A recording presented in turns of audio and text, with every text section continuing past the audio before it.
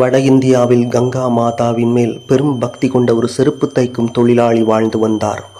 ஒரு நாள் கங்கா மாதாவின் உற்சவம் நடக்கும்போது அங்குள்ள அனைவரும் நீராடச் சென்றனர். கங்கா நதி வெகு தொலைவில் இருந்ததால் இவர் செல்லாமல் அங்கு செல்லும் ஒருவரிடம் ஒரு வாழைப்பழமும் இனிப்பும் தந்து, இதை நீங்கள் நீராடும் போது அன்னையிடம் சொல்லுங்கள், உனது செருப்பு தைக்கும் தொழிலாளி மகன் தந்தான் என்று. அவரும் நீராடும் போது அப்படியே சொல்ல ஒரு அழகான கை வந்து அந்த பழத்தையும் இனிப்பையும் பெற்றுக்கொண்டு பதிலாக ஒரு கண்ணை பறிக்கக்கூடிய ஒரு தங்க வளையல் தந்து, இதை என் மகனிடம் கொடுத்து விடுங்கள் என்று கூறுகிறது.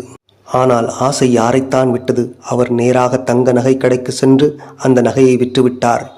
அந்த நகைக்கடைக்காரர் இது மிக அற்புதமானது என்று ராஜாவுக்கு கொண்டு கொடுக்க, ராஜா ஆச்சரியத்துடன் பார்த்து நிறைய பணம் கொடுத்து இதுபோல் இன்னொன்று வேண்டும் என்று கூற, நகைக்கடைக்காரர், எனக்கு இதை பற்றி தெரியாது, என்னிடம் ஒருவன் விற்றான், அவனை கூட்டி வருகிறேன், அவனிடம் கேளுங்கள் என்று கூறி தன்னிடம் நகை விற்றவனை அழைத்து வர, ராஜா அவனிடம் இதை போலவே ஒரு நகை கொண்டு வா, உனக்கு எவ்வளவு செல்வம் வேண்டுமென்றாலும் தருகிறேன் என்று சொல்ல, அவனோ இது நடக்காத காரியம், என்னால் முடியவே முடியாது என்று மறுக்க, ராஜா கோபத்துடன், நீ இதைப்போல் இன்னொன்று கொண்டு வரவில்லையெனில் உனக்கு மரண தண்டனை அளிப்பேன் என்று கூறுகிறார்.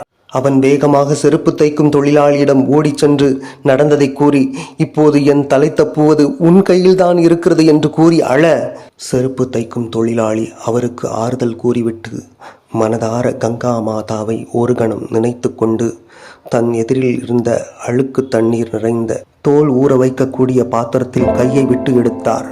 அப்போது அவரது கையில் கங்கா மாதா கொடுத்தது போலவே கண்ணை பறிக்கக்கூடிய தங்க வளையல் இருந்தது. செருப்பு தைக்கும் தொழிலாளி அந்த வளையலை அவரிடம் தந்து, உங்கள் தலை தப்பும் என்று சொல்ல, அவர் அப்படியே சாஷ்டாங்கமாக விழுந்து நமஸ்கரிக்கிறார். இறைவன் எப்போதும் யார் என்ன வேலை செய்கிறார் என்று பார்க்கவில்லை, அவர் உள்ளத்தில் என்ன நினைத்து கொண்டு வேலை செய்கிறார் என்றே பார்க்கிறார். ஜெய் ஸ்ரீ ராமகிருஷ்ண.